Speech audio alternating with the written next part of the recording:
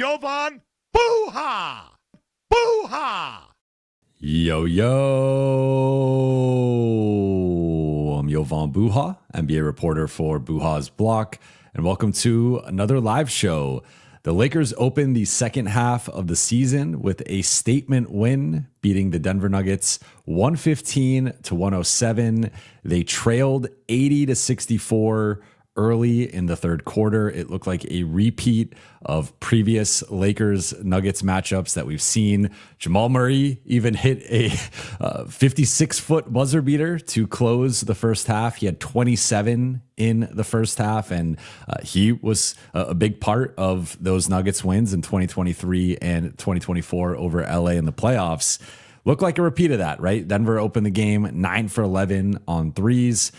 They just were hitting everything. They had a magnet ball, and LA completely collapsed to close the first half. Opens the second half a little shaky, but from that point on, after trailing 80-64 with just over 8 minutes left, LA outscored Denver 51-27 over the final 20 minutes of this game to win it by 8.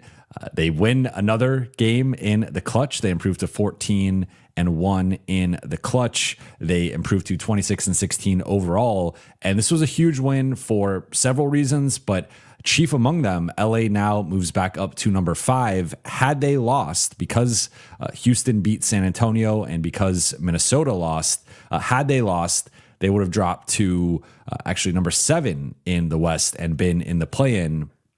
Instead, right now, there is a 3-team tie technically from a games back perspective between LA, Phoenix, and Minnesota. But due to win percentage, LA is the number 5 seed right now. And actually, Phoenix is number 6. Minnesota is number 7. So a huge win from that perspective. Also gets LA off to the right start in the second half of the season, but also in the short term, the right start to the Grammy trip, right? About to be on an 8-game road trip.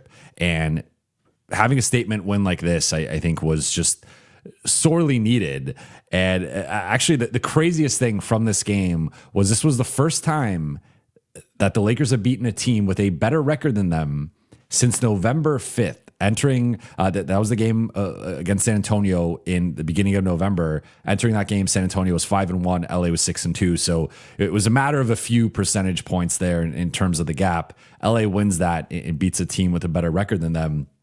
So we're going back 2.5 months since the last time LA beat a team with a better record than them. Now LA has been in that top 6 to top 8 record range for most of the season. So the list of teams that have been better than them throughout the course of the season has obviously been short. But when they have played the OKCs or the Houstons or the Detroits or the New York, they haven't played New York yet. Just rattling teams off the top of my head. San Antonio, obviously, after the first matchup, like they've lost those matchups, right? So, this was a big win from that perspective too. Of course, we have to acknowledge, just like we acknowledge when the Lakers are shorthanded, Denver, no Jokic, no Cam Johnson, no Christian Brown, no Jonas Valanciunas. So that's 3 of their 5 starters and their primary backup big man. So I would say 4 of their top 8 players were out. On the LA side, no Austin Reaves. They also lost DeAndre Ayton for the game, but just a huge win for LA. And again, just a really nice win to start the second half of the season and to start this 8-game road trip. Luka was incredible. We will be touching on him. This version of Luka, I think, was reminiscent of the version of him we saw in the first quarter of the season. And this is the guy who is in that conversation for best player in the world, right there with Shea and Jokic. Like, this was incredible stuff from Luka tonight. But shout out to the chat. Shout out to the late night gang. Appreciate you guys.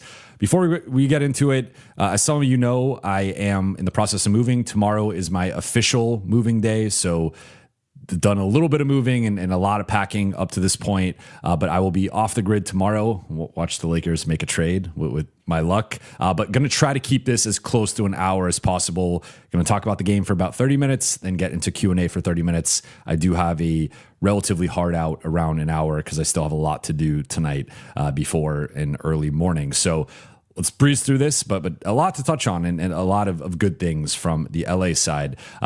Buha's big picture is starting the second half with a statement. And again, we could apply the caveats here of LA did not beat Denver at full strength. I still believe Denver at full strength is the second best team in the NBA behind Oklahoma City. Nothing from tonight changed that. But I think we have seen some things that LA has been able to do against them over these matchups going back to last season since they acquired Luka.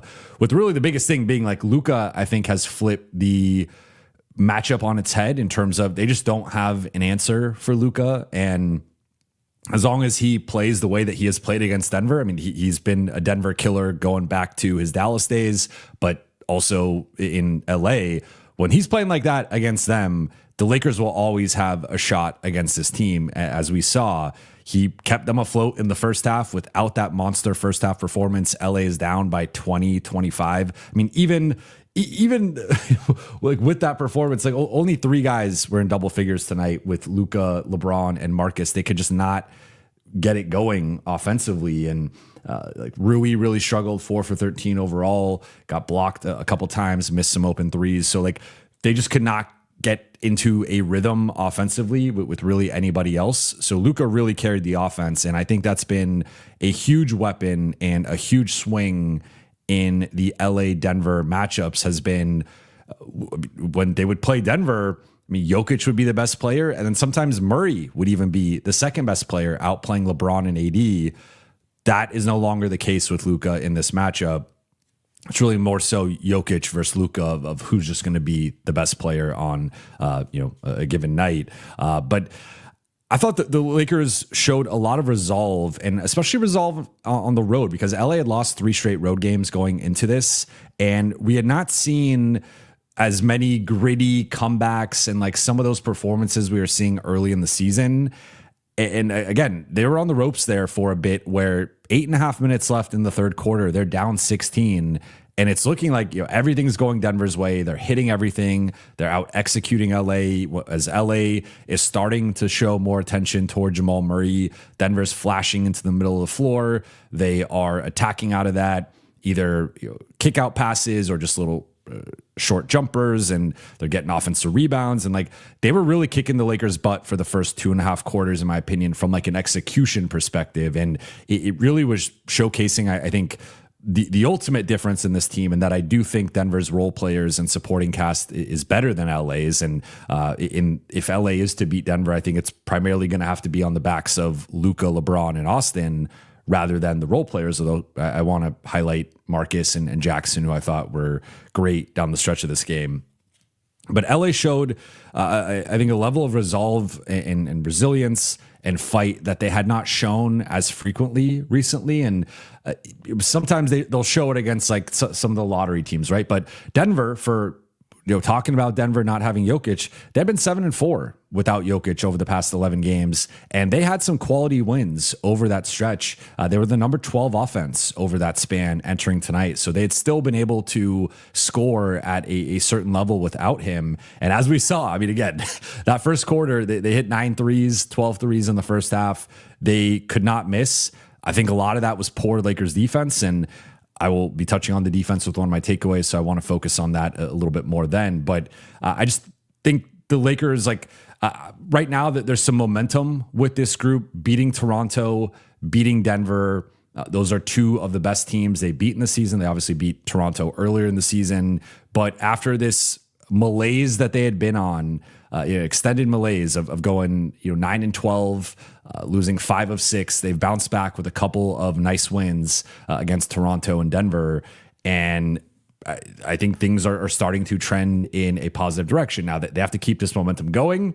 They lose to the Clippers on Thursday, or they lose to Dallas on Saturday. Of course, that snaps that momentum. And depending on the context of that game, we could be sitting here having a different tune about things. But I just think for a pretty rough stretch that LA's been on for an extended period here of about 6, almost 7 weeks, it's been nice to see them bounce back and show the potential and the flashes of the group that they were earlier in the season, and the group I still think they can be, though they have to prove they can do it consistently, because I think that's going to be the biggest thing coming off of this.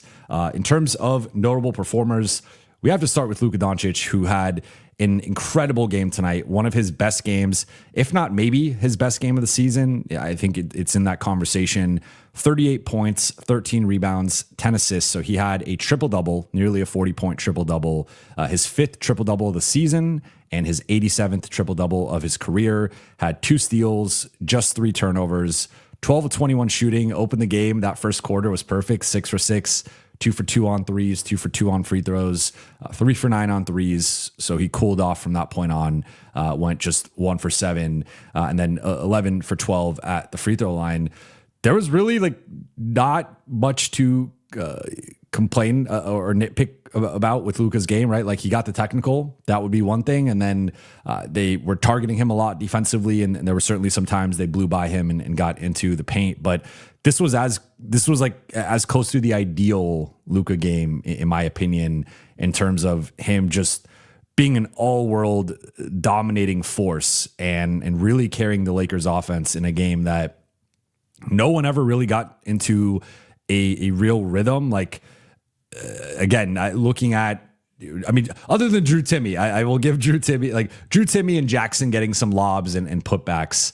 Outside of those couple guys, no one else really got into a rhythm offensively consistently. Marcus made some big shots down the stretch. LeBron had a much better second half than first half, but the Lakers needed every basket from Luka tonight, and there was just nothing Denver could do. And part of it was clearly they wanted to try to force Luka to be a scorer, and early he got going, and there wasn't as much of the passing and the ball movement and setting guys up.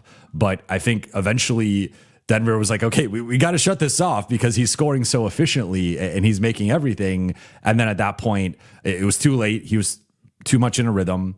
And then he also started getting guys going, especially in the fourth quarter. But the other thing was he tweaked middle of the third quarter. He tweaked that groin again, that hip groin area, was grimacing the rest of the game, got hit again late with a minute left, was really grimacing. And he was not the same physically for the rest of the game, but it didn't matter. He was still rotating defensively. He was still pushing the pace offensively. I thought the pace was one of my favorite things. This is up there for one of my favorite Luka games of the season in general, but certainly from a pace perspective, I thought he did a brilliant job of pushing the pace, getting into early offense, and finding the balance there, right? Because he is ultimately a half court practitioner, and that is the strength and the genius of his game. But tonight, I thought he pushed a lot of the right buttons, got the Lakers going in transition at times, and just a brilliant game from Luka. Again, I think this is best player in the world caliber play, and we have not seen that as much. One thing, because I've been so in flux right now with my time, I wanted to do a midseason grades episode, which I'm still planning to do later in the week. And it was interesting grading Luka because I think the first quarter of the season, he played at an A or A+ level. I think recently he's been more in that B+ level, and had not had these types of performances as efficiently, as dominantly as he did tonight. And if this is a sign of what's to come, I think if he starts playing like he did during that first quarter of the season, that's what we're talking about. I think a real contender to Shea for the MVP, because Shea right now is clearly the front runner by a wide margin. But just special stuff from Luka tonight. Then we get to LeBron, 19, 9, and 8. 8 of 15 shooting, 1 for 1 on threes, 2 for 6 at the free throw line, 6 turnovers for LeBron, no steals or blocks. I thought this was a really rough LeBron game in the first half, and there was even some rough moments in the second half. The that first shift from LeBron was maybe his worst shift of the season. I think he had 3 turnovers in that first 6 minutes, and had the offensive foul, which I thought was a questionable call, but Lakers didn't get a great whistle tonight. It was certainly not a great whistle for LA, but he had that, and then he had, he just like dribbles the ball into traffic or dribbles the ball off his foot or out of bounds. There's one play he swung it to Marcus, but I didn't think it was a good pass to Marcus. Marcus fumbled it. I don't know if they considered that. I guess they considered that a LeBron turnover because Marcus didn't have any turnovers, which is shocking. I feel like I thought Marcus had like 4 turnovers, but yeah, I guess they considered that a LeBron turnover, which I agree with. I thought it was a bad pass from LeBron that ended up going out of bounds. But that said, I thought he was great, but between good to great, depending on how you want to classify it. In the fourth quarter, he had some really big plays. I thought he's another guy that with the transition, the early offense, the hit aheads for Rui or finding Timmy on that post seal, and just also the timing of he had that huge cut for the dunk when Denver just hit back-to-back threes. They hit a 3, they steal the inbounds ball, they hit another 3. It's down to 6, it goes from 12 to 6 in a matter of like 8 seconds, and then LeBron responds with a perfectly timed cut for a dunk. So missed free throws and turnovers were tough tonight. I thought defensively he was a big part of LA's struggles early with the zone and just getting like not rotating over. But he was better with that in the second half, better with that in the fourth quarter, and ultimately, nearly had a triple double and did have an efficient night from a shooting perspective at just 8 for 15. I also like that he only took 1 3 because I much prefer LeBron around the basket in the post rather than settling for jumpers. Marcus Smart, it was a tale of 2 halves. He went 0 for 4 in the first half and 4 for 5 in the second half, including hitting all 3 of his threes. A couple huge threes for Marcus in the fourth quarter. Also got to the free throw line. So again, a tale of 2 halves there. Sometimes too much ISO for Marcus, right? Like I don't. He can uncork it when the Lakers need it. Like it's one thing to do it in Portland when the Lakers are so depleted and they need somebody to step up with no Luka, no DA, no Austin, etc. But in this matchup, I don't love Marcus trying to beat guys off the dribble consistently or go one-on-one. But he cut that out a bit more in the second half, and then also played some great defense and with the switching, with the funneling, with the trapping. I thought he was a big part of LA's second half turnaround. DeAndre Ayton only played 15 minutes, 4 points, 8 rebounds, ended up leaving early with got poked in the eye, and JJ said after the game that he looks like a pirate now. So assuming he's wearing some sort of patch, JJ sounded optimistic that he's going to be returning or able to play in the next game, but he said it's TBD and they'll see how DA feels tomorrow. Jake had a rough game offensively, 7 points, 3 for 5 shooting, but had 3 turnovers. I thought struggled, in terms of being a little passive, missed his 2 threes. I forget if one of them was an air ball or one of them was a really bad miss. Ended up not closing the game. They ended up closing with Rui, who clearly was off of his minutes restriction, playing 28 minutes tonight. But Jake, I thought was solid defensively for the most part, but continues to be so up and down offensively that I think that's really the only thing holding him back from a larger role on this team. And I've made some version of that statement multiple times this season. It just continues to be somewhat feast or famine with him offensively. And that's really the only thing that I think is holding him back. Rui had an interesting game, 9 points, 4 for 13 shooting, 1 for 3 on threes. He missed a lot of bunnies tonight, so he went 1 for 3 on threes, which means he went 3 for 10 inside the arc, got blocked multiple times. A couple of those you could have argued were potentially fouls, but in doing my midseason research for each player and just taking my notes on what I've thought about each player's season, one of the sneaky things with Rui has been he's not been finishing at the rim as well as he normally does. Entering tonight, he had dropped about 5% at the rim, also a 5% decrease in terms of rim shooting frequency. So he has not been getting to the rim as much, has also been finishing worse. And I thought you saw some of that tonight. But I will say, like, he did have several of those finishes were nice. That there was some early offense, deep seals, attacking. Like they were putting smaller guys on him just due to the matchups, and he attacked those and got a couple layups out of it. Also, hit a three, but missed a couple of huge threes. There was 1 3 earlier. I forget if it was late third, early fourth, but LA had a chance to take the lead. He misses it. Then there was another one he missed. But 3 offensive rebounds for Rui. I thought he competed on the glass well. Defensively, got backdoored several times. That Aaron Gordon reverse dunk, what was on Rui, and continues to get lost off of the ball. But I think a step in the right direction in some regards in terms of involve. Like I at least like that they involved him more, and I thought he competed well on the glass. I did think it was a bad defensive performance from him, and I also thought he missed some shots that he easily could have had like a 15, 17 point game had he converted some of those. Then Drew Timme, I mean, this dude immediately comes in and sparks. I mean, that was a huge stretch because LA was down. They were about to be down 11 going into the second quarter. LeBron hits the buzzer beater. Then Timme comes in, pick and pop 3. Then he gets a post up on deep seal, nice little, I believe it was a hook shot. Then gets Tim Hardaway on the left side and backs him down, and then drop step, step through, nice little scoop shot. And then later in the second half, third quarter, he gets that deep seal from LeBron and ends up laying it up. So like Drew Timme has come in and really sparked things. Like the Lakers have been better with him on the floor in his minutes over these last 3 games. The only thing that continues to be there is he is a below average rebounder, and there are some real defense limitations where you saw Denver started targeting him, getting him into ISOs.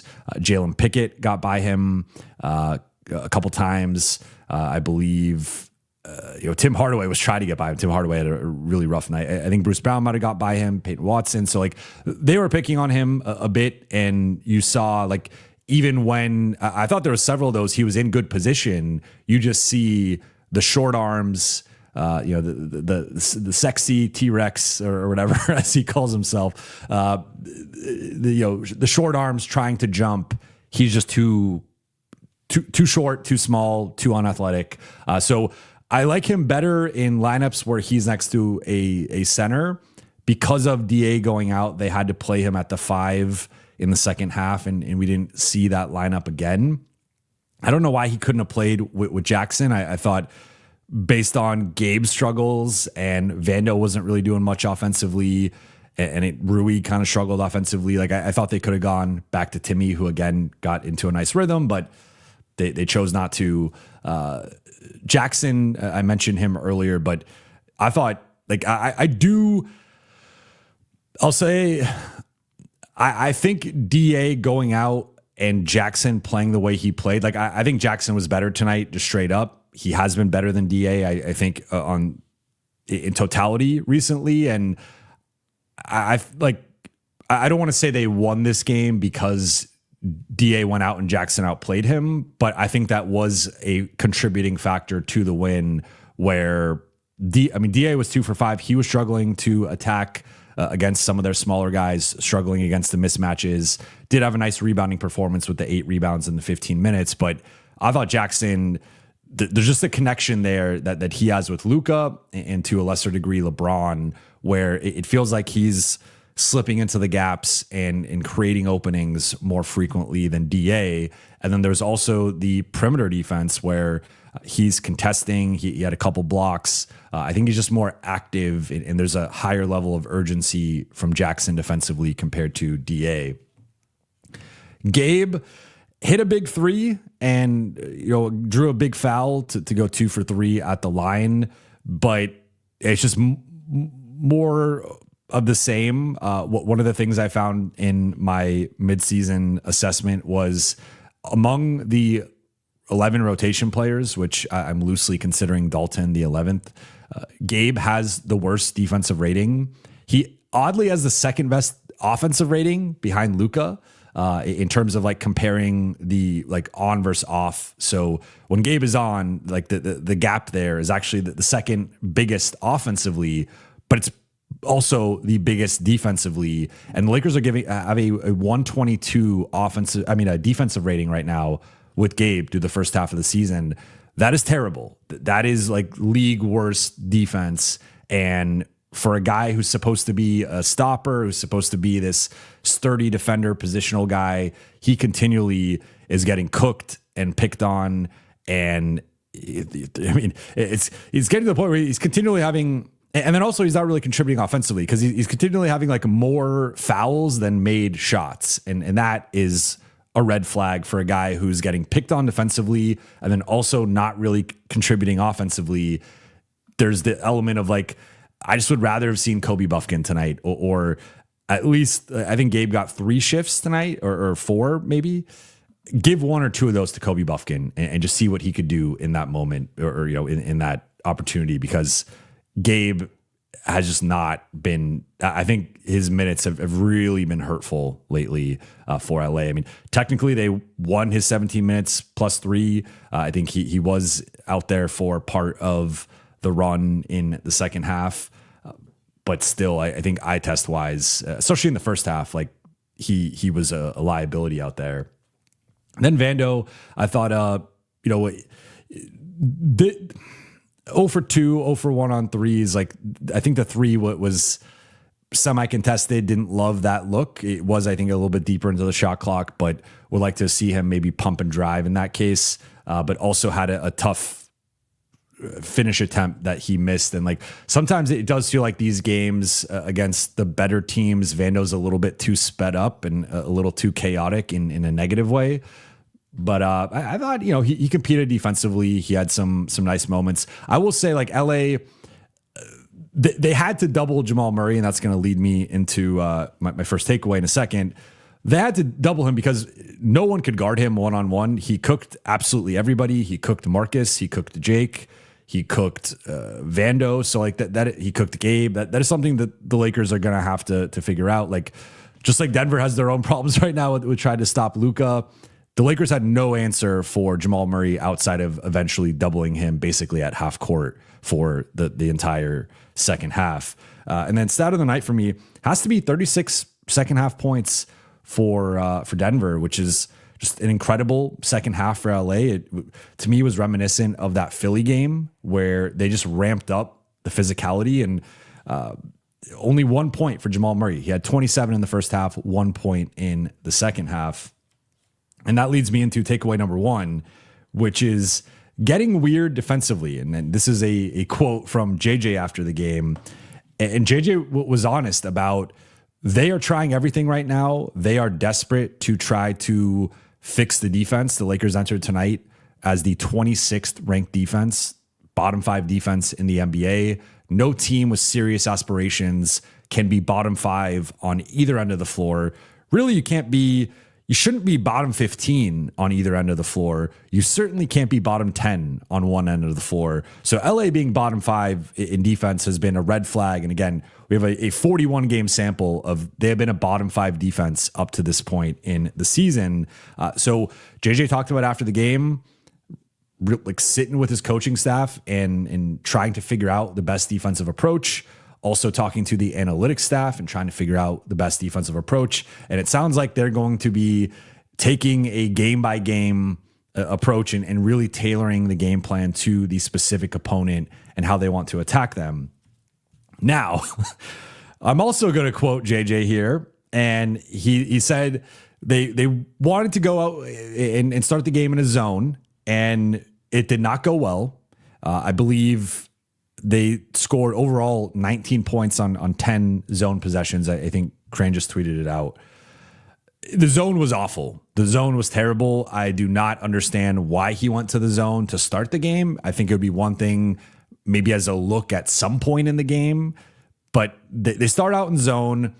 Denver is just passing the ball like side to side. Guys are cutting into space. One of the really, like, Denver, I think, is a model that LA can learn from in terms of how they counter post doubles, how they counter doubles, how they counter zones. Like, they didn't do a great job, obviously, in the second half.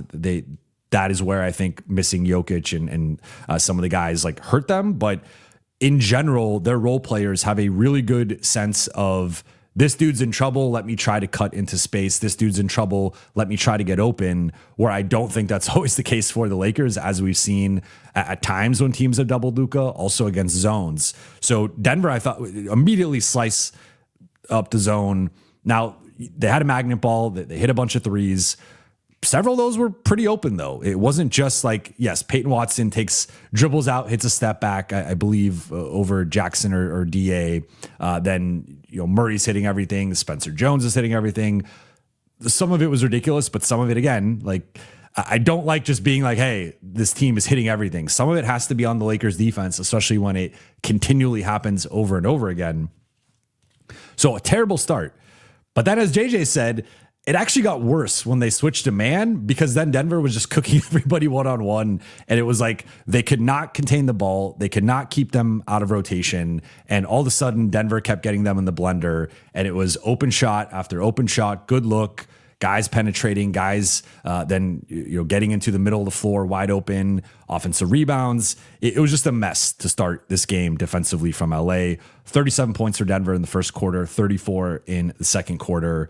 And I thought it actually was probably one of LA's worst defensive halves of the season. And then they followed that up with one of their better defensive halves, if maybe their best, like arguably. But as JJ said, they wanted to get weird. And what they ended up doing is something that is antithetical to how JJ likes to play defense, which is putting two on the ball. And they started, the second Jamal Murray would cross half court, he started seeing two on the ball. And this has been something that LA hasn't been great at. And that's partly why JJ has not wanted to do this as much, because part of it is you need a certain amount of like effort and urgency from a group. You also need a certain amount of defensive IQ and reading, where's the ball going? How quickly do I have to get there? And there's a lot of rotating and being at a disadvantage and finding ways to make do with that.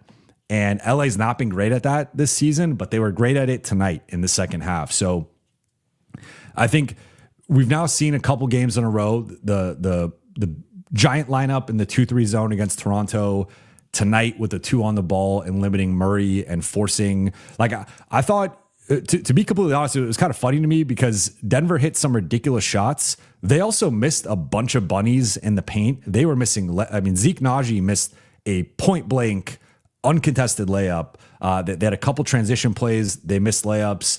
They had a couple of offensive rebounds where they missed point blank. And like the Lakers sped them up. And that's a testament to LA. Like part of it was certainly on Denver and just short arming stuff or missing stuff. Peyton Watson had a couple that he missed early. But that was also LA speeding them up, getting them uncomfortable. And then that's when you see a team start to miss those shots. Like we've seen the inverse of this, where teams have done it like this. That reminds me of like the OKC game, where OKC speeds the Lakers up. They make them uncomfortable. Then you have guys missing layups. You have guys missing wide open threes. That's what LA did tonight. And they have not consistently done that. They have not consistently done that against good teams and good offenses. So that was a really nice defensive half from LA, one of their best of the season. Again, it reminded me of the Philly game where there's an increase in physicality. You saw around screens, they're pushing guys. Like Jake was great in that regard. Marcus, Vando, LeBron and Luka had their moments defensively as well. Like it was an overall team effort, but really impressive defensive second half for LA. And final two, we'll go through quickly here. Injury update on Austin Reaves. So for those who have been listening to the last couple shows, I said I was hearing that Austin was likely going to be returning on the road trip, and that if I had to make a prediction, it would probably be final few days of January or early February.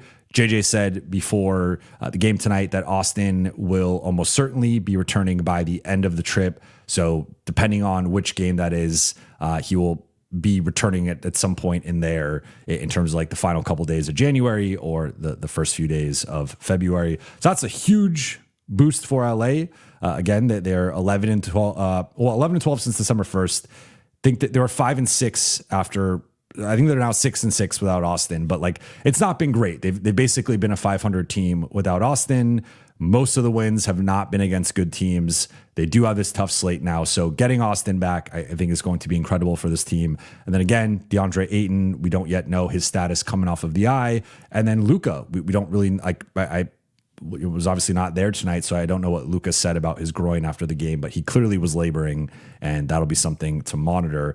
And then third and final takeaway, I'm going to do a quick scouting report. So Peyton Watson, I want to do a Peyton Watson scouting report because Peyton Watson has been someone that the chat has brought up going back probably like a month or so ago before Jokic went down. He has been great since Jokic went down. I find it hilarious that he did not have a good game tonight. It does feel like when guys are potentially auditioning for the Lakers, they I don't know if they get in their head or what it is, but we talked about it with Herb Jones earlier, going back, the past couple of years with Jeremy Grant, and like, if a guy is potentially attached to the Lakers, and Watson, it's a little premature here because he's not someone who I think is on the market to be traded. So if he were to be a Laker, it'd have to be via free agency this summer or maybe a sign-in trade. But he is someone I am very high on as a potential long-term fit in LA. He also, for what it's worth, went to UCLA, grew up a huge Lakers fan. And tonight, I mean, again, it was not the best performance. I thought, especially early, he short-armed a couple of layups, went 7 for 17 from the floor, 4 for 8 on three. So that's obviously solid. But it was just 3 for 9 inside the arc, 18 points, 5 rebounds, 3 assists, but 3 steals, 1 block, 3 turnovers, 3 fouls. I think you saw the versatility in his game tonight. And what to me makes him such an interesting fit is he was guarding Luka, he was guarding LeBron, he was guarding, he was switching 1 through 4, basically. It didn't matter who was out there or what the matchup was, but he has that length and that athleticism. He can make plays defensively. He blocked LeBron a couple times, and like that was LeBron with steam going up on downhill drives, and Peyton Watson was able to block him. I think both times were technically from behind, but like still, he's an elite athlete. He has elite motor. He's a good rebounder. He's a developing offensive player. You saw he can play on and off the ball. There were several possessions he brought the ball up to initiate the offense. He is someone who's gotten more comfortable creating for himself. So I think that's one of the big things that we're seeing with a lot of the Lakers role players in terms of limitations is a lot of these guys have to be spoon-fed opportunities and can't. Like Jake and Marcus, every once in a while will have the game where they create for themselves. But for the most part, it is a lot of they have to either be given opportunities in driving kick situations or swinging the ball or in transition, but they're not really creating for themselves. Peyton Watson is someone who can create for himself, has developed into that, and I think can do a multitude of things defensively, can guard a variety of players. But then offensively, I think if you don't want him to be a top 3 guy on your team, but if he's like your 4th or 5th option, like with the way he's played recently, I think he easily would be the 4th best player on the Lakers behind the big 3. And I don't think it would be particularly close. And he's probably Denver's 5th or 6th best player. So that shows a little bit of the gap there in terms of the rosters. But I just really like Peyton Watson, and it was not the best performance tonight. Again, I don't know. Maybe it has nothing to do with like auditioning for the Lakers. Maybe it was just playing the Lakers. He, for whatever reason, didn't have the most efficient game. But I mean, he did hit some big threes and showed the ability to step back and hit threes, also hit them off the catch. So he's someone that I mean, LA, this might have been stat of the night. LA won the rebounding battle by 20. That is very notable. But Peyton Watson, I'm a big fan of him, and I think he's someone that the shooting, the defense, the athleticism, the motor, he has elements of Vando, but he also has elements of Rui, but he also has elements of Jake, and then he has elements of a player not on the roster because he's like a 6'9" athlete who can compete on both ends. Like, I just really like Peyton Watson as a potential target down the road for LA. But with all that said, let's get into the super chat. I see super chats. I see I went a little bit over, so I will maybe go like an hour 10, but I do have to keep this to about 30 minutes of Q&A. First one from Connor Phillips. Thank you for the super chat. Full half of good defense. Do my eyes deceive me? They do not. You saw it. It happened. The Lakers might have been their best defense half of the season. I'm trying to think. That first half against the Bucks was not this most recent one, the one in Milwaukee. That was incredible. That second half against Phoenix was incredible. The Dylan Brooks ejection game. I'm trying to think. I mean, the Toronto second half was pretty good, or like parts of that game. Really, like the final three quarters of the Toronto game, parts of the Atlanta game. But I would say based on the opponent, and I think David Adelman's one of the best. He's already, to me, a top 10 coach in the league easily. And probably a top 5 offensive coach. He's an incredible just coach in general, but especially offensive coach. And with what they've been doing without Jokic and without Brown and without Cam Johnson, without Valanciunas, I mean, that's a big reason why LA was able to dominate them inside to a degree. I just think this performance against this team was probably LA's best half of the season. Ryan Lucas, thank you for the super chat. MPJ and Sharp is the move. Luka, AR, MPJ, Braun, Sharp. So I will touch on this because there's a report today that from Matt Moore of the Action Network or he got aggregated. I don't even know how much of that was. To me, the quote read more as speculation, so I don't want to speak on like I know the aggregation frustration, so I don't know what exactly was said or how Matt meant it, but it got aggregated and it's now out there. Lakers tied to MPJ.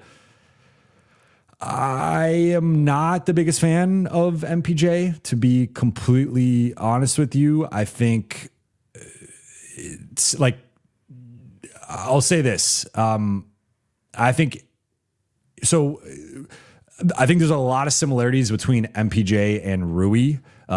He's clearly a better, and in general, like I'm not comparing their games necessarily because MPJ is averaging like 26 and 10. So I don't think Rui, like he's a much better player than Rui in a vacuum, but I think like the general frustrations that people can like, I don't think Denver fans were losing that much sleep when they lost, when they ended up trading MPJ because so he's not 26 and 10, but he's averaging 26 and 7. But he's a better rebounder than Rui. I would say Rui's a better defender. They both can have their lapses in terms of off-ball navigation, off-ball awareness, getting back cut, not making rotations. Now, MPJ's shooting 40% on nearly 10 3-point attempts per game. So that's where there's a huge gap between them in terms of MPJ being a high volume shooter. Rui's a relatively low volume shooter. But my point with all of that was the Luka, Rui, LeBron minutes have not been good defensively. They've been very problematic defensively. And putting MPJ in there, I think you are recreating that. Now, I think the offense can go to a different level where MPJ getting some of the looks that Jake LaRavia and Marcus Smart and Rui and Vando have gotten. This dude's going to shoot like 45% on threes, 48. Like he's going to shoot an insane percentage. And we've seen it with Denver, right? Like obviously, his career high is 41%. But I mean, he's having a career year in terms of ramping up the volume, like nearly 10 3-point attempts per game, shooting 40% on that volume is pretty insane. And he's also taking a lot more self-created threes this year compared to previous seasons. So he's having a career shooting year, and that is certainly something to factor in. But he does not help with the overall, like he's athletic to a degree, especially for his size, but he's not an insane athlete who's, I think, going to change the physical makeup of the team in that regard. He is a good rebounder. And again, 3 straight years, 7+ rebounds. That would be a step up from what the Lakers currently have. Like, I think the only one of the guys I just mentioned that's a better rebounder than him is Vando, right? But he's a better rebounder than Smart. think he's probably a better rebounder than Laravia and certainly a better rebounder than Rui. So that would be a step up. But defensively, I just think it's too problematic. And you are really turning it into a shootout situation. Like, I like Sharp. He's unproven. I'm all for LA getting Sharp if they could get him. I just don't know if he's a starting caliber player in a team that's trying to win a championship. Also, if you go get MPJ, like, that is sort of your move. You're gonna have to give up the first, and now you're in a situation where you don't have that same flexibility in the offseason. And look, I'm not saying the Lakers should stand pat and not make a move. I just think I continue to harp on, if the Lakers make a move, I think it needs to be for a defense first player, or at least a player that's like close to 50-50. MPJ is a 90 offense, 10 defense type player. Sharp is a more defensive minded player, and that's closer to, I think, 50-50 of him being like a two-way big. But I don't think this, like, I think offensively it gives LA the ceiling of being the best offense or second best. I don't think they're catching Denver at full strength. I think Denver's just at a different level right now, but they could be the second best offense in the league. I just also think they're probably locked into being a bottom 10 defense, and that's ultimately not good enough. Connor Phillips, thank you for the super chat. Luka under 36 minutes and a good win is nice to see. Yes. So, I mean, part of that was they were trying to get Luka back in, and he ended up having that really long break to start the second quarter. I think he was out like an extra minute and a half. But yeah, 36 and under, I think, should be the goal for Luka, or for the Lakers with Luka. You should not be playing him more than that unless you're going into overtime, or unless you like really need it for a big game or something, but which is qualified as a big game. But yeah, you like to see it. He's had too many high 30s, low 40s games. You want to reduce his minutes, and I think that was a nice benefit to tonight. And NBA Enjoyer, thank you for the super chat. Brate, why the move? Could we get a life vlog?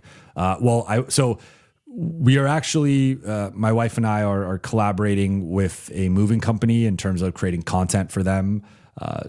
And we're getting a big discount on movers. So if you follow me on Instagram at Jovan Buha, I'm at Jovan Buha on every social platform.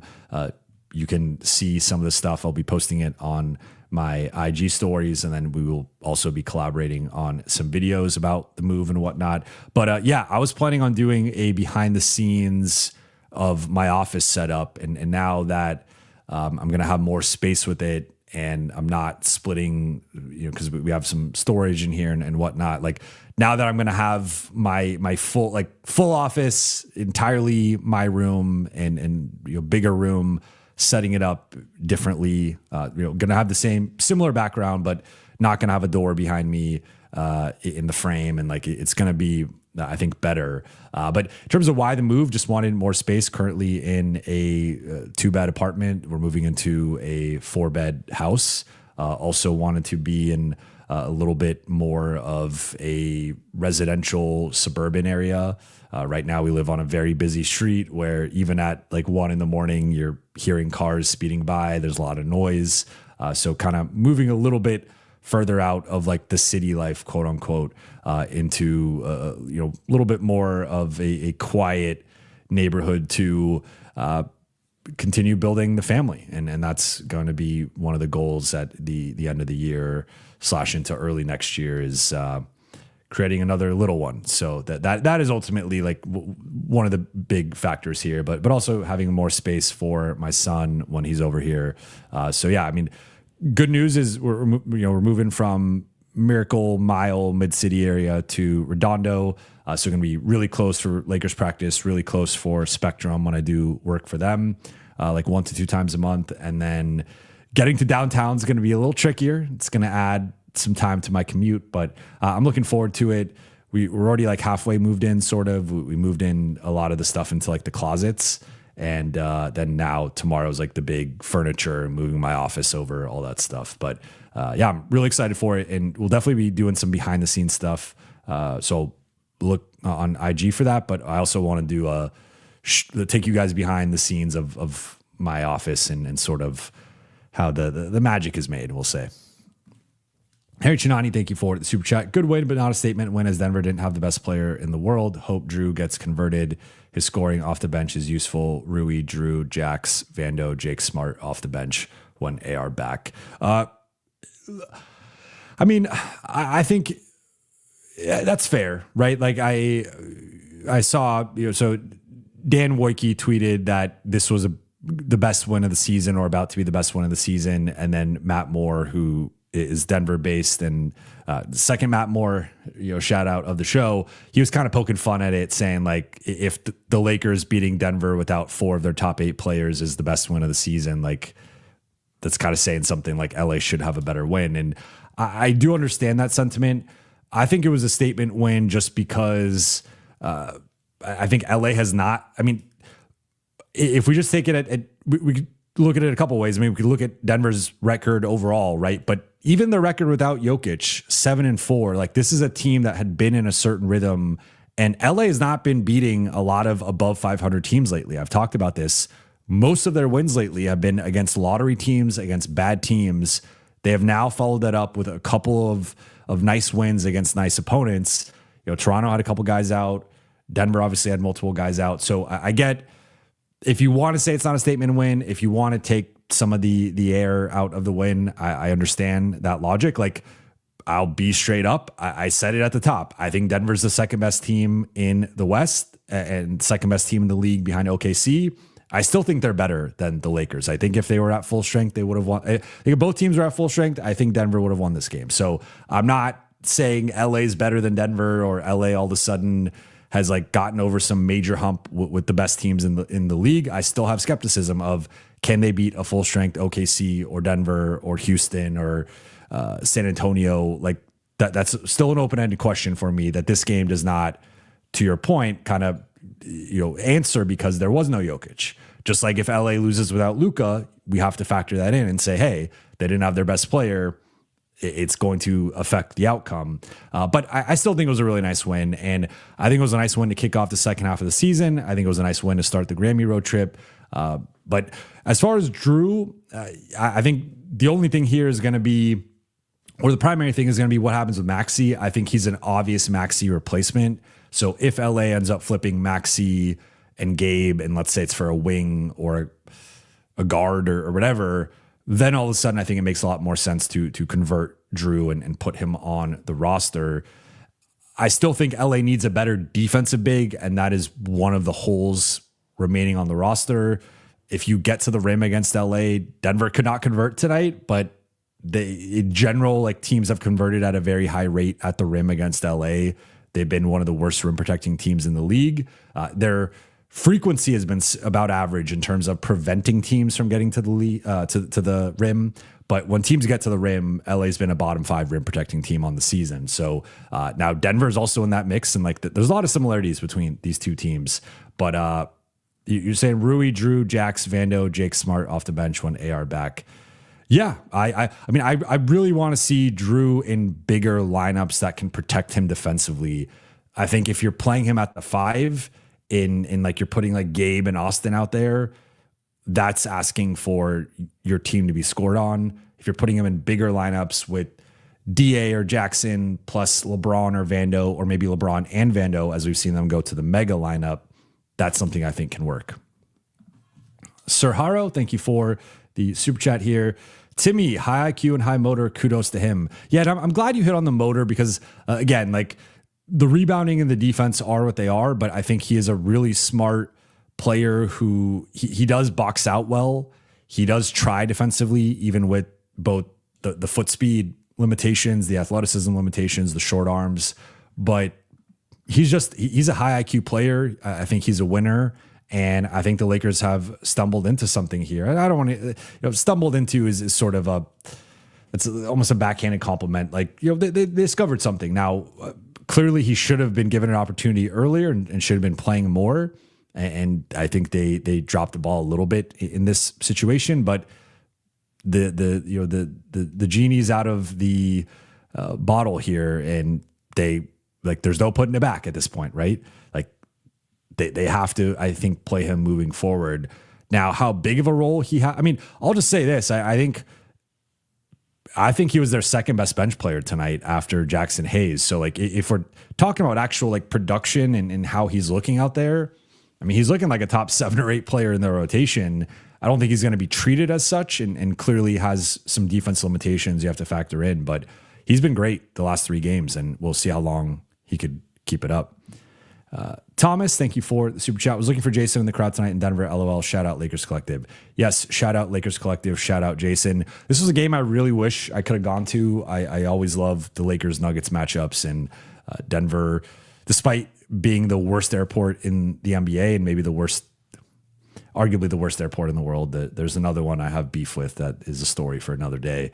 But yeah, other than that, I do like going out to Denver, and I always have a good time out there. And I like, it's one of my, I would say, well, like one of my sneaky favorite road cities. Not like, it's not in the cream of the cream. It's not in the New York, Miami, Toronto, New Orleans nexus, but it's in that like sleeper tier that I think people don't really think of Denver that way. Giancarlo says, I don't consider him a center at all. I assume you're talking about Timmy here. Well, I mean, he's an interesting player because he doesn't quite have the foot speed. Like a lot of, to play the 4, you typically need some level. Like we've seen teams shy away from, there are some too big looks, right? But those are more looks, and very few teams are playing 2 bigs for like 48 minutes. So you do need, if you look across the league, you need some level of foot speed to hang with the Aaron Gordons, or, even Dylan Brooks plays a lot of 4. The Julius Randle is like a small power big. Draymond, when he plays the 4, can obviously be a mobile big, but then even going to Boston, they play a lot of small ball. Detroit plays shooters at the 4.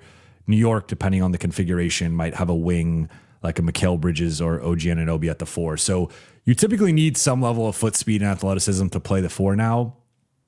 And teams have gone away from the 2 big looks as like a full-time look. Now, of course, 2 big looks are very much in play right now with OKC and Houston and San Antonio and Minnesota, and you could go to New York, and like on and on down the list. That there are plenty of really good teams that play 2 bigs, but usually one of those bigs is at least a really good rebounder, if not a good defender. That's where Timmy comes up short in both regards.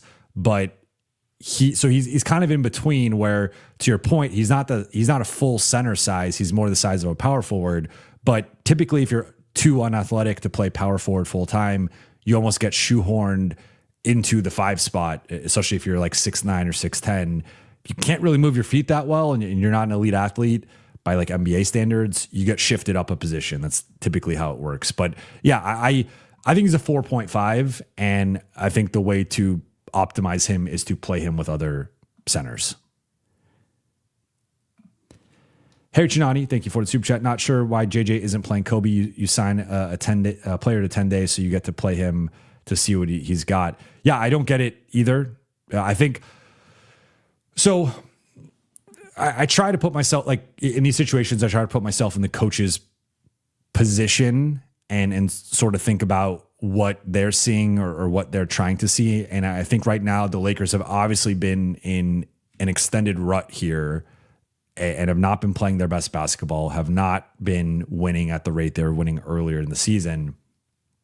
So I think recently there's been some level of desperation from JJ trying to just conjure up wins and trying to scrap it out and be like, by any means necessary, we're going to figure out a way to win. So for a lot of coaches, they default to their safety blanket. And we could go back to the previous head coach, and when there was the need for some safety and some comfort, he would turn to Taurean Prince. And I think with JJ, Gabe Vincent has been something of that to him, in terms of, in his viewpoint, Gabe's going to give you a solid 15 to 18 minutes. And like that, I guess like that's the only thing I could think of is he just thinks there's less risk with Gabe compared to Kobe. But I don't think Gabe has been playing well. I think Gabe has become a liability, certainly defensively, but arguably offensively as well. He's just not having the impact that the Lakers have. I mean, he's not having the impact they signed him to have. That's just straight up. Like they signed him with mid-level money. That's, or just under full mid-level money at the time. And he has not played to that level. And so I don't know if they're trying to maybe keep his trade value at a certain number or kind of pump it up a little bit. But yeah, I would have I don't get the handling of Kobe Buffkin, because I also think going back to the Atlanta game, I think he could have played more in that one. That was the first game he played. The Portland game, he certainly could have played more. And remember, the Portland game, that was the game, I believe, which game? I forget if it was Portland or Charlotte that I think it was Portland where Bronny came. Yeah, it was Portland where Bronny came in the first quarter. Nick Smith also got an opportunity. And I don't see why those guys should have been playing over him at that point. So yeah, I think they've sort of mishandled the situation, but we'll see if he gets another 10-day. DJJ, zigging to everybody. Thank you for the super chat. Zigging to everybody, Zag, but not as excited about another slow one-way guy that can't guard his position. It's frustrating that JJ has zero feel for two-way players. Kobe has no chance to get a rhythm and can actually guard. So another look. I'm actually on. I felt like I was not as high on Timmy after the first couple games as most people I was hearing or seeing tweet about him, just because I think sometimes people just default to offense is the easy. It's the low hanging fruit of analysis in terms of you see a guy do something offensively and it's easy to be like, wow, that guy's got talent. That guy's got potential. That guy can do something. And I thought Timmy showed that. And to be clear, he is very skilled and very talented. And I believe he's an NBA player on the offensive end. The issue is it's tough to be that physically limited defensively and be a below average rebounder and also be, I would just say straight up, like he's a bad rim protector. It's not even like a below average situation. It's like he's a bad rim protector. And there are some real physical limitations with the tools. Now, he has been able to survive out there defensively when the Lakers have gone to the zone look and when the Lakers have been able to put the right pieces around him. But I thought we saw during the stretch tonight where he was the primary center, because DA was out and they were staggering him and Jackson, it just became a layup line. And all of a sudden, Denver was getting to the rim and into the paint at will. So like that was one of the few stretches they had in the third or like second half of the third and just sort of in the second half in general that they actually looked competent and coherent offensively. So yeah, I mean, I think there is a path to Timmy being a contributor. I think you do have to bake in his defense into your lineup construction and decisions. And he's not, again, offensively, you could use him in several ways. You could post him up, pick and pop, just be catch and shoot spot up guy. So like offensively, he gives you a lot of versatility on the offensive end, but defensively, you have to build that. You have to factor that in and construct your lineups around how do we prevent this guy from just getting lit up and targeted every single possession. So that is something that the Lakers have to figure out. I think for the most part, they have used him in the right way, and that is a kudos and to the coaching staff. But as far as Kobe, I mean, it's kind of echoing the last one here. I agree. I think Kobe should be getting a chance. I think he's outplayed Gabe in his limited minutes going back the last few games. And I've been really impressed with him on the defensive end. And I think LA is currently botching his 10-day. And NBA Enjoyer, thank you for the super chat. Yo, what's the skinny on the McNugget Airport?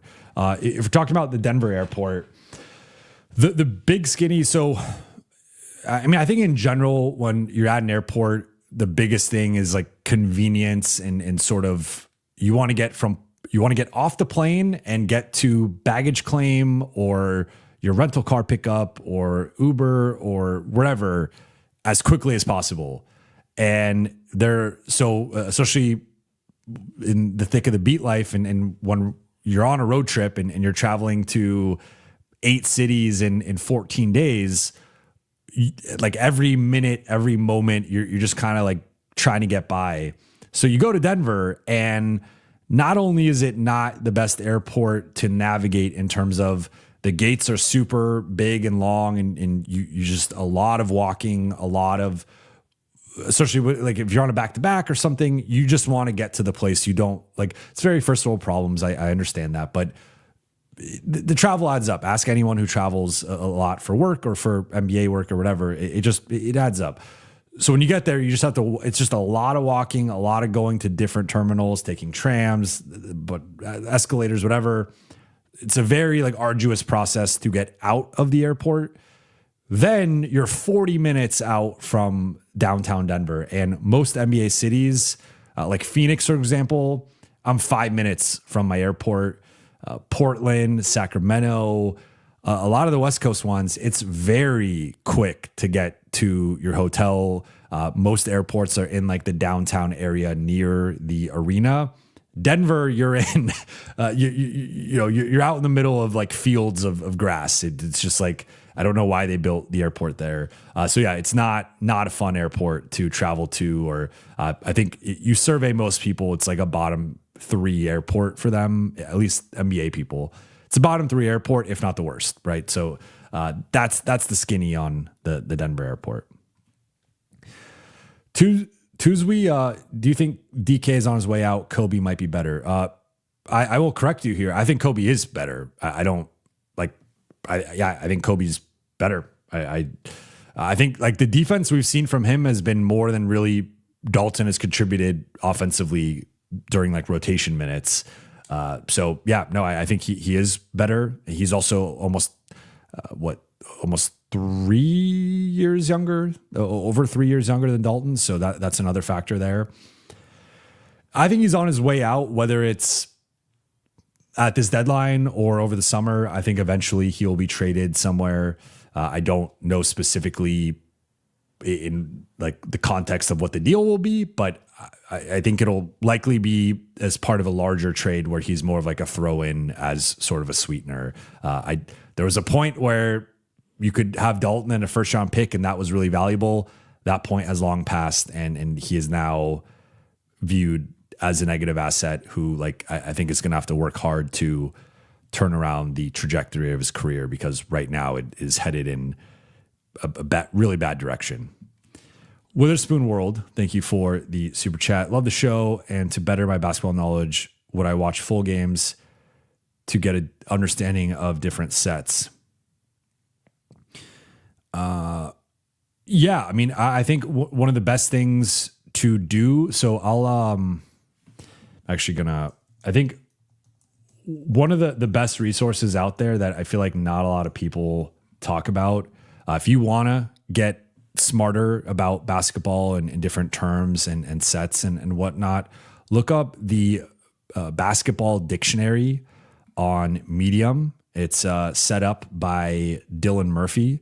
It's actually set up 9 years ago. It's been, or I think that the site was set up 9 years ago, but then 4 years ago he started doing all these terms. But if you search, I guess, basketball action dictionary, he has basically like every primary set, like Chicago or stack action or an Iverson cut or a UCLA cut, or, like just all this wealth of basically everything you might hear me reference, or whoever your favorite creators or podcasters or whatnot reference, like all those things that you might have questions about. He has breakdowns with not only it broken down in terms of graphics, but also YouTube clips of each action. So I think that's it certainly helped me out through the years in terms of, I mean, it can be tough to like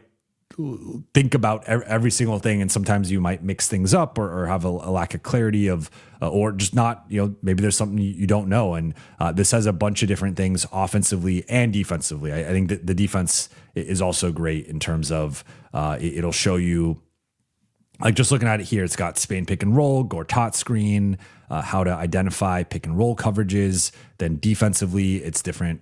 That's pick and roll coverages defensively, but then it's got the different spots on the floor, like the slot versus the wing versus the corner versus the nail, all these different areas. So if you want to get smarter about the NBA and about basketball and actions and what teams are running and what the Lakers are running, I think that's a great foundation. But yeah, I think studying something like that and then applying it into like that's how I have learned throughout the years is like I will study or learn something, and then it's watching that in the next game. And then you start to recognize the patterns of, okay, they're running a Chicago action here, or okay, this is a stack action, or okay, this is a wide pin down. This is the 77 action, which the Lakers run a lot of. So that I think is the best way to go about that, is to really study the different terminology and what each action is. And then you start to pick it up in games when you're watching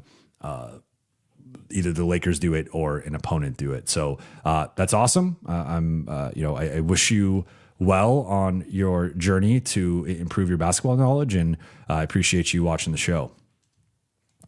Days, thank you for the super chat. Can we theoretically have Luka, AR, and Giannis? Theoretically, yeah. I mean, theoretically, a lot of things are possible.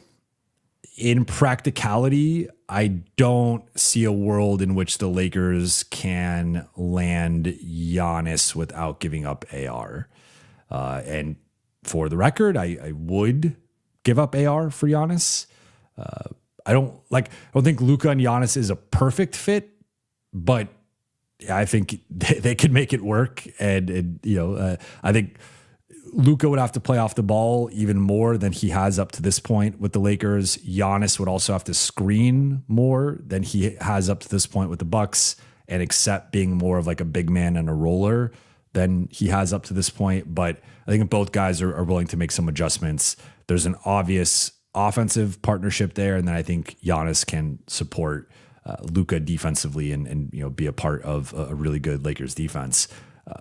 It's just this is sort of the challenge for LA, and this is where it gets like, I mean, they don't have the expiring contracts or really even the contract matching this summer. Now, technically, with the cap space, you can acquire players using that cap space. So there is a world in which they could trade the 3 picks for Giannis, and Giannis comes in partially to their cap space, depending on how low they can get that number. Maybe they do some other moves. Maybe they flip somebody else for a first. But if you're going Luka, AR, Giannis, you are basically ripping the roster to the studs, and I guess literally, and like it's back to the big 3 model of you're gonna. I mean, those 3 guys are going to be taking up almost 75% of your cap, or somewhere in that like 65-70% range. And you're really not going to have a lot of flexibility to build out a proper roster. So, I mean, I'm sure a lot of guys would love to play with those 3 and on that team, and you're going to get a certain amount, certain shot quality. And if you could find the right pieces, it can work, certainly. But I think if the Lakers are to land Giannis, it would likely be either a sign and trade with Austin this summer or next season. And of course, if it's a sign and trade, Austin has to sign off on that. So that's a whole other factor here. Or Austin resigns, and then next season, once Austin is eligible to be traded, you could package Austin and 2 firsts. And then that I guess that's kind of it. Like, again, I keep saying people talking about the Lakers having 3 firsts, but they have 3 firsts, including the 2026 first, which they don't get access to the 3rd first until draft day. But then they also are on the clock to pick with the 2026 pick on draft day. So they have like a very narrow window on draft day with 3 picks. Then we'll be making that 2026 pick. So then you technically have a rookie, but I've talked about like the used car, or like once you drive the car off the lot, it loses value. Same thing. Once you make that pick, it loses value. And then you have the 2 firsts in 2031 and 2033, assuming you don't trade a first at this deadline. So it just gets a little tricky in terms of is 3 Lakers firsts enough for Giannis? Is Giannis open to coming to LA? Would AR potentially be willing to go there for a sign and trade? Like that, there's so many hypotheticals here that we just don't have the answers to right now. So yes, in theory, it's possible, but in reality, I think it most likely would have to be Austin plus the 3 picks on draft day. Although again, with the contract, it's not really possible that way. So I guess it's Austin in a sign and trade with 2 picks and potentially the rookie in the summer, or next season would be Austin and the rookie and 2 picks maybe, but again, we're a ways away from that, and it could be resolved potentially before then. All right. I'm past my limit. So if you guys have any final questions here, let me know before I wrap. All right. That was some wild comments about Rui that we can't have that in here. Tommen, thank you for the super chat. Would you buy low on JK for expirings, bring him in as a 6th man and trade the 31st for a couple firsts and make a move for Misi and Herb later? If you could get Kuminga for expirings, especially if you could get Kuminga for Gabe, I mean, there's almost no player I would say no to in terms of trading Gabe and Maxey for that does not have additional money. But like any player that is an expiring contract, assuming they are better than Gabe, any player, okay, let me reframe this. Any player that's better than Gabe, that's also an expiring contract, I would be open to LA trading Gabe plus Maxey for. So, I mean, that's a big list of potential players that I would be open to. Now with Kuminga, if you don't give up the first, you could just have it as a low stakes, low risk audition and say, hey, can this guy fit in for 30 games plus the playoffs? And if he doesn't, we just let him walk. He goes somewhere else. And maybe we gave up like a 2nd round pick, but it wasn't really much. And we took a gamble on this guy. If it hits, then, hey, you got him for cheap, nice value. Sure. I'd be open to that. Again, I've already voiced my Kuminga reservation, so I don't really want to rehash that here, but for a certain price. Now, would he buy into being a 6th man? Would he buy into being a lesser option within the offense? That's a whole other question that I'm a bit skeptical of in terms of his buy-in and him playing hard when he's not as involved offensively. I don't know if the Lakers need another player who needs the ball to buy in defensively, but depending on the price, if it's low enough, at some point, like, every player becomes relatively interesting if the price is low enough, right? To a degree. In terms of flipping the first for a couple firsts, it just depends on the quality of the firsts. Like not all firsts are created equal. The Lakers 31, 32, and 33 picks are potentially very valuable. Just think about like what Luka will be 31, almost 32 starting in 31. And then we'll be, 32 turning 33, 33 turning 34. So we just don't have certainty as to what the roster will look like and just where the Lakers are going to be at in the early 2030s. So those could be valuable picks if you're just flipping them for 2 projected like 20s picks. On paper, you got the 2 picks instead of 1, but like those might not be as valuable, right? So it's got to be the right calculus in terms of the value there. That's hard to answer in a vacuum, but without knowing the specific first you're potentially getting. But if there is a way to acquire Misi and Herb, I'm on board with it. I do view Misi long-term as more of a backup, but I think he could be a pretty good backup center. And then Herb, you know how I feel about Herb. I'm on board with Herb. Choco Thunder asks if JK is better than Rui. He's more talented than Rui and he's more skilled than Rui, but he's a better scorer, rebounder, and defender than Rui. Rui's a better shooter. Rui, I think, also fits better into a team context, and he has his own things with. I think he needs the ball a certain amount to play with motor and urgency. He also prefers to start. So like you do have some similarities between the two there, but I think JK's upside is higher, but certainly I think the floor is also lower than Rui's. So I think Rui's a little bit more stable in terms of his ceiling versus floor versus JK. I mean, clearly higher ceiling, but also lower. I mean, his floor is his coach gives up on him and benches him. Like that's a pretty bad floor. Kane Carter said I missed his questions. I don't see them. If you could re-put them in there. And then Parth, thank you for the super chat. Cavs ever decide to blow things up and get weary on Mobley's progression? What package do you think it would take to land him? Do we have assets? I don't think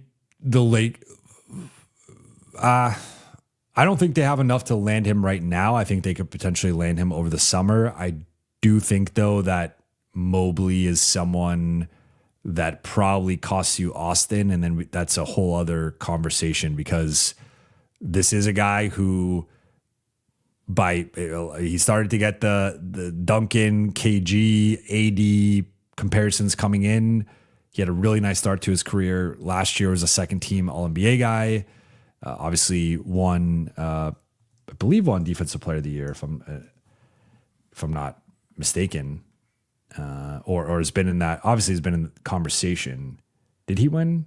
Yeah, he won last year. Okay, so I'm not. Sometimes, we're getting to almost midnight here. My mind isn't as sharp. But Defensive Player of the Year last year, second team All-NBA. I think the price for him is pretty high. And again, we've talked about like Triple J versus Austin. I think Mobley is still held and perceived in a different status and tier. Like last year's version of Mobley was better than Triple J has ever been. That's just a fact in terms of being a second team All-NBA guy. Like most people considered Mobley at least the top 20, if not borderline top 15 guy last year. Jaren Jackson was never at that level. And the only reason I bring up Triple J is because there's been the Austin versus Triple J debate going on over the last week or so. With Mobley, it's like Austin's been better than him this year, but Mobley does have a very unique skill set, and you could defend basically 1 through 5. I don't think his offensive game has taken the leap that the Cavs have wanted, and that's a factor that you have to consider. But I would have to think hard about that, and I probably, depending on the price, I would have to consider potentially flipping Austin for him. But I don't think Austin and a first is getting it done for what it's worth. And then that's a whole other conversation of, is Austin in like 2 or 3 firsts for Mobley? Would the Lakers even want to do that? Is that too much? Like I don't have an answer for that.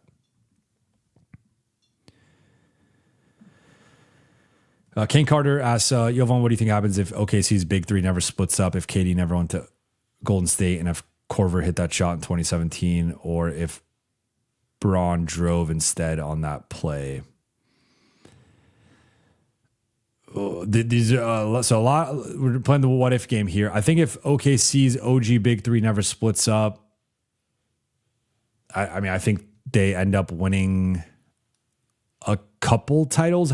I think they inevitably were going to split up. If you look at the personalities of the three, like clearly the Russ and KD relationship fractured by the end. I don't even know how close they ever were to begin with, but like it clearly was not in a good place by the time that KD left. And then you had the whole cupcake thing and like their beef that first year. So KD's had like a wandering spirit where he's not really been able to find a home and has bounced around multiple teams. Russ had the home in OKC, but then to restart to kind of reset the franchise and give him an opportunity to win elsewhere, he has now bounced around a lot and obviously has aged out of being a star. And then Harden, I think, clearly wanted to spread his wings and show that he could be an MVP, a future Hall of Famer, an all-star starter, all those things. So I think I think there was a finite window for that group in terms of I don't think they were not wired the same way that Tim Duncan, Tony Parker, and Manu Ginobili were wired, right? Of like the team first approach. I'm going to sacrifice my stats, my glory, my accolades for the greater good of the group. That was not how those three guys were wired, and that's okay because they've each won an MVP. One of them has won a title, a couple titles. they've each had their Hall of Fame, first ballot careers, but it sort of reminds you of a band that had a lot of potential, but they eventually just kind of broke up, and each person became a lead singer in their own way and had the solo career, but you saw the kernels of it when they first started. So I think depending on how long, let's just say hypothetically, KD leaves in 2016, but he doesn't go to Golden State, but Harden's there through that whole time. I think they could have won a title or two over that stretch, potentially. I mean, they got very close. Miami won that series in 5, but it was closer than people remember. I think that was a pretty close series that clearly OKC didn't have the experience, but moving forward, I think they would have had a real shot to at least win a title over the next few years. If KD doesn't go to Golden State, I think that changes LeBron's career. I think LeBron ends up with 5 or 6 titles, and I think LeBron, the GOAT case is stronger, and maybe it is clearly LeBron at that point. The Korver shot, I don't know why I'm blanking on the Korver shot in 2017. I don't know if I don't remember off the top of my head what. Oh, okay. So that was the game 3 shot. I mean, if they win that in 2017, I still think I think Golden State wins it in 5. Now that's refreshing my memory. I think Golden State wins the series in 5 instead of sweeping. And Braun driving, I don't remember. Is that on the Korver? Oh, I think that was on the Korver play. Or I don't know if you're talking about the J.R. Smith in 2018 game 1. I mean, regardless, Golden State was just so loaded. It didn't even. I still think if Cavs win game 1 in 2018, they lose in 5. Cavs win game 3 in 2017, they lose in 5. I don't think it makes a real difference, to be honest. No update on Herb Jones. I see. Or here's a Kristen Lee. Thank you for the super chat. Any update on Herb? Also, NBA just announced Luka just surpassed Jokic and now has second most 30-point triple doubles in NBA history. That is awesome, and that is a real I know triple doubles would become desensitized and sort of normalized to them because of Russ, and then because of Jokic, and because of Luka, because of James Harden, because of LeBron, several guys over the last decade or so. But that is an awesome stat. No update on Herb. I mean, the Pelicans are claiming he's off the market. I personally think that's posturing and a big game of chicken, but we'll see. We'll see if they're willing to drop the price around the trade deadline. And let me make sure I haven't missed anything. Okay. All right, the final one here from Kane Carter. Hey, Jovan, thoughts on this hot take? LA didn't improve in 2021. DG and J-Mac for DS getting Trez after Jokic burnt him. Drummond looked bad. Gasol was slow. West couldn't hit the barn. Kuz was lost. You won't get any disagreement from me here. I understood the Dennis swap to a degree because if we go back to that point, remember a huge narrative for LA during that season was they don't have that third scorer, right? And it was a rotating cast of some nights it was KCP, some nights it was Kuz, some nights it was Danny Green. Rondo would have the occasional big game. AC was obviously ascending, but that was a thing that sort of followed them. And you looked at Milwaukee because the 3 big teams that season were the Lakers, the Bucks, and the Clippers. Those were the 3 best teams up until the COVID, and those were the 3 I think top contenders at that point. And you look at the Bucks, they have Giannis and Drew Holiday and Chris Middleton. You look at the Clippers, they have Kawhi, PG, and then Lou Williams and Montrezl Harrell and this bench group that is performing well. So there's this whole narrative about these other teams have the star power, LeBron and AD, as if the Lakers didn't have 2 of the 3 best players in the league, but that doesn't matter because the Lakers don't have a third scorer. So I think LA overcorrected that summer, and I mean they gave him a first round pick too. That's the crazy thing. But they get Dennis, and Dennis was solid. Dennis, his stints in LA were solid, but they changed the identity from being 6'5", 6'6", and above to now all of a sudden, outside of Rondo, now all of a sudden, and Bradley, but Bradley was an elite on-ball defender.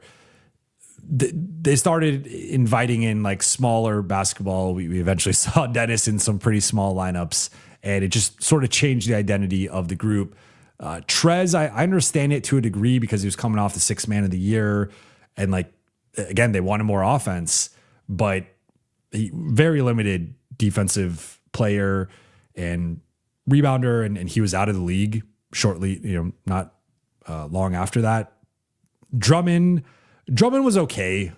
Drummond was fine, but I will die on this hill. I've said this before. I think Marc Gasol was better than people gave him credit for, and we've talked about this before. Where the lineup data, like 80's best center combination. If you look at the 2-man data of 80 at the 4 plus a center, his best center pairing in his Lakers career was Marc Gasol at the 5, for what that's worth. But better than Drummond, better than Dwight, better than JaVale. Those lineups were great. And the issue with Mark was because he was slow, he would have 1 or 2 or 3 or maybe even 5 possessions a game he gets blown by, and people would focus on that, and they're not, he's getting a strip here, he's rotating here. And just his defensive IQ was still at such a high level that I think he made a real impact on the defensive end. But yeah, Wes had really rough season, and then Kuz was not as effective as the title year. So I agree. I think the 2020 team, obviously they won the championship. 2021 team had a nice start to the year, remember? And they had the multiple phases of AD goes down in December, then LeBron keeps them afloat. LeBron was really, LeBron might have won MVP had he not gotten Solomon Hill. Then LeBron goes down, and then that was just it was over in terms of them being a competitive seed. They end up in the play-in. They make the play-in, and then they're actually up. Remember 2-1 over Phoenix. Then AD goes down. They lose game 4 and end up losing the series. So yeah, I agree. 2020 was better than 2021. 2021, they shifted too much toward offense and defensive liabilities. And then, they never quite got it back, right? This has been an issue for this team now for going on a half decade. All right. I'm all the way caught up on the super chats, all the way caught up in the chat. Appreciate you guys. I ended up going an hour and a half because that's what we do here, but I do have to pack. I do have to get ready to move tomorrow, and I will be back hopefully on Thursday. I will be back after Lakers Clippers. I want to try to do a Thursday show during the day, so hopefully I'm back for then. NBA Enjoyer quickly says, Sonic the Hedgehog in ATL wrecked our repeat. Yes, that is in reference to Solomon Hill, who certainly might have cost LeBron an MVP, and who knows with the Lakers that year. Two Sizzle says Solomon Hill was his classmate. That is hilarious. But appreciate you guys. I do have to wrap it here, but nice win for the Lakers. I'm calling it a statement win. If you don't want to call it a statement win, that's okay. But a nice start to the second half of the season and to the 8-game Grammy trip. They will now return to LA for a matchup with the Clippers on Thursday night. I will be at that game, so going to end up going to about half of the Grammy trip because I'll also be in New York next week. But appreciate you guys. Shout out to the Late Night Gang. For those watching on YouTube, please be sure to hit that subscribe button, turn on channel notifications, and like and comment on this video. For those listening on Apple Podcasts, Spotify, or your podcast platform of choice, please be sure to follow, download, and leave a 5-star review. I'll be back on Thursday. I will talk to you all then.